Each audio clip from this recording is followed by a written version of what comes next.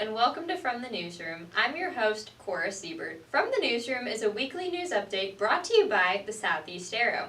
This week's top story is the SGA debate for the 2024-25 school year officers. Here is reporter Ben Schicker with more on the story. Today at the University Center took place the debate for the 2024-25 SGA positions.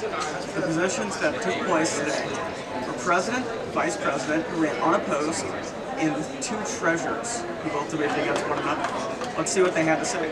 Presidential candidate Lydia Popst described one of her goals in office.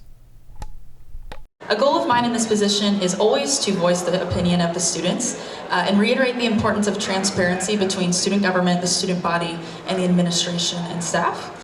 Vice President candidate Grant Brees described how he would handle senator discussions. And when it comes to period of discussions, depending on the questions, I believe that I will not be overbearing but allow them to voice their opinions. Depending on the overlay, I would say that I would ask to exhaust the speakers list, and so I would value the senator's opinions and concerns.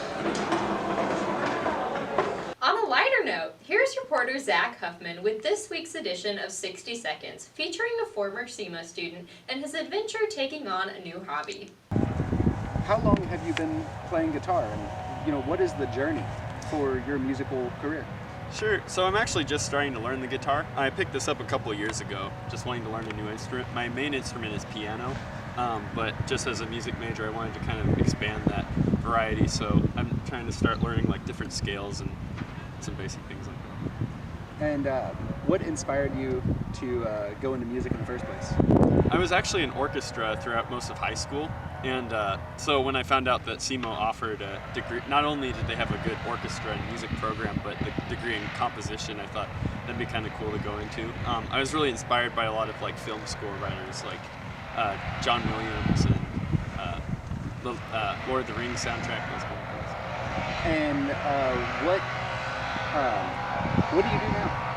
Right now I'm actually kind of volunteering. We have that church over there, the Newman Center, so I'm just kind of helping out with the music and liturgy there. I'm kind of looking into what I'm doing next full time, but still writing some music for people to use, that kind of stuff. So, Learning new skills is common for most college students. Where they learn them and the culture that develops around them, however, couldn't be more different. Here is reporter Zach Huffman with more on the cultural divide between River and Main campus.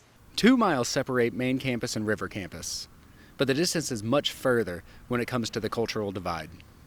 Known for its scenic views and creative sanctuaries, is like a small town where everyone knows each other. Main campus, on the other hand, houses the majority of SEMO's facilities and resembles a busy city with crowded sidewalks and countless activities. We spoke to students from both campuses to understand their perspectives. I have not. Why not? I have no reason to go there. Everything I do is on this campus. Usually pretty great. The food there is awesome.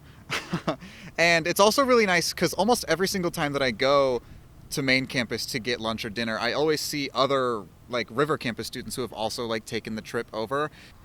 I feel like they're pretty different because normally whenever we come to River, it's a friendlier atmosphere. There's just less busy people coming around, and on Main campus it's just everyone all at once, parking, DPS, everyone's everywhere. So it's just more calm here.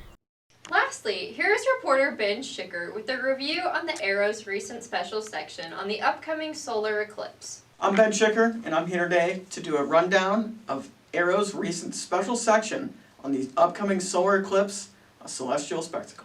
This special section includes an editor's note, shout out to our editor-in-chief, Emma Crackey, also for making all the artwork for the paper, the weather for the day, the block party, special events that are going on, and it pinpoints in the special eyewear that you will need in preparation to look at the solar eclipse, and much more in this paper.